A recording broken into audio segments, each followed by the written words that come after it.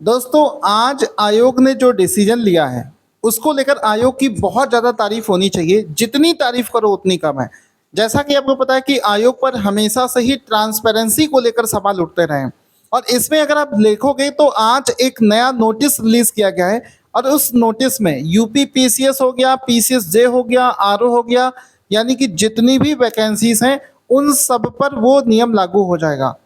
दोस्तों, है क्या कि अभी पिछले 2-3 सालों से जब से सोशल मीडिया पर चीज़ें बहुत आसानी से वायरल हो जाती हैं, तो क्या हुआ है कि कुछ बच्चे क्या कर रहे थे कि जैसे मान लो आपको ये एग्ज़ाम हॉल में पेपर मिला, तो पेपर आपने सॉल्व कर लिया। पेपर सॉल्व करने के बाद में इसका जो ओएमआर शीट होता है, ओएमआर शीट का एक कॉपी हमेशा स्टूडेंट के पास में रहता है और जबकि जो इसका ओरिजिनल वाला ओएमआर जो होता है जिसमें आपका आंसर होता है, आंसर शीट जिसको कहते हैं, वो तो आयोग भेज देता है उस कंपनी के पास में जो आपका रिजल्ट तैयार करती है, जो ओएमआर को स्कैन करके आपका देखती है कि कितने क्वेश्चन सही हैं, कितने गलत हैं। लेकिन हमारे पास में हमेशा एक ब्लू कलर का नीला एक पेज हमको ओएमआर वाला दिया जाता है, जिससे कि हमें ये प्रूफ रहे कि हमने कितने क्वेश्चन सही किए थे और कितने हमारे गलत हो रहे हैं ऑफिशियल आंसर की के हिसाब से। ठीक है, कुछ लोग क्या कर रहे थे, आयोग को बदनाम करने के लिए कुछ लोगों की हरकत ऐसी हो रही थी कि वो उनके पास में जो ओएमआर शीट थी उसमें पेपर होने के बाद में उसमें एक्स्ट्रा बबल्स बना दे रहे थे और एक्स्ट्रा बबल्स बनाने के बाद में ऑफिशियल आंसर की से दिखा रहे थे कि मेरे नंबर ज़्यादा आ रहे हैं और आयोग ने गलत दिया है। तो इस तरीके से वो लोग आयोग को बदनाम कर रहे थे।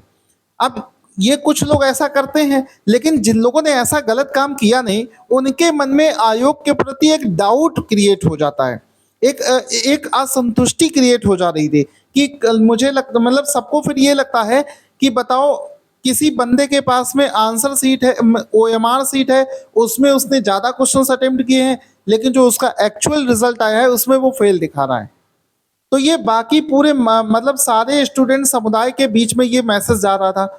तो इस तरीके से क्या कर रहा था कि कुछ बच्चे मिसयूज कर रहे थे ओएमआर सीट का। अब आयोग ने एक नया डिसीजन क्या ले लिया कि अब आपको एक की बजाय 3 ओएमआर सीट मिलेंगी। मतलब जिस समय आप ओएमआर में बबल फिल कर रहे होगे तो उसमें एक तो ओरिजिनल वाली आपकी ओएमआर सीट हो गई, जिससे कि आपका आंसर बनेगा वो तो चली जाएगी उस कंपनी के पास में जिस जो इस आपका रिजल्ट बनाएगा। एक कार्बन कॉपी आपके पास में आ जाती है। अब आयोग एक कार्बन कॉपी आपके ओएमआर का अपने पास में भी रखेगा, क्योंकि कई लोग जो सवाल उठाते हैं ना, उनको जवाब देने के लिए आयोग ने ऐसा डिसीजन लिया है कि वो एक ओएमआर सीट अपने पास में रखेगा, सो दैट कल की डेट में अगर कोई बच्चा ट्विटर पर, सोशल मीडिया पर इस तरीके की मिसलीडिंग इंफॉर्मेशन फैलाता है कि सर हमने तो ज़्यादा क्वेश्चन अटेम्प्ट किए थे, आप मेरा ओएमआर चेक कर लीजिए, उसको फिर आयोग की तरफ से प्रॉपर जवाब दिया जाएगा कि भाई ये देखो तुम्हारा जो ओरिजिनल ओएमआर है जिसमें तुमने मान लो 140 में से 90 क्वेश्चन किए तो उतना ही दिख रहा है। ऐसा नहीं होगा कि एग्जाम के बाद में आप उसमें एक्स्ट्रा बबल्स बना लो और आयोग को बदनाम करने की कोशिश करो। साथ ही साथ में स्टूडेंट्स के लिए भी बहुत खुशी की बात है ना भाई, जितना ज़्यादा ट्रांसपेरेंट सिस्टम हो जाएगा उतना ही अच्छा है। एक और चीज़ आपको पता ही होगी, मैं आपको बता ही चुका हूँ कि जो मेंस का एग्ज़ाम होता है लिखने वाला, उसकी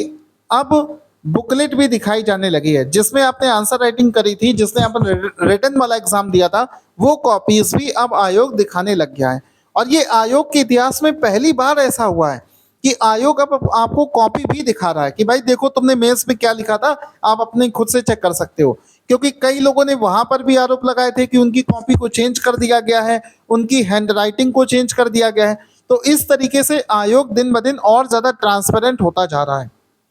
आप लोग इस बारे में क्या सोचते हो कि जो ओएमआर सीट वाला नया सिस्टम शुरू किया गया है उसके बारे में आप सब क्या सोचते हो, कमेंट करके जरूर बताना और चैनल को सब्सक्राइब कर लो सो दैट आपको आयोग, यूपी पीसीएस, आरओ और इन सभी एग्जामों के बारे में लेटेस्ट से लेटेस्ट अपडेट मिलता रहे। Thank you so much guys.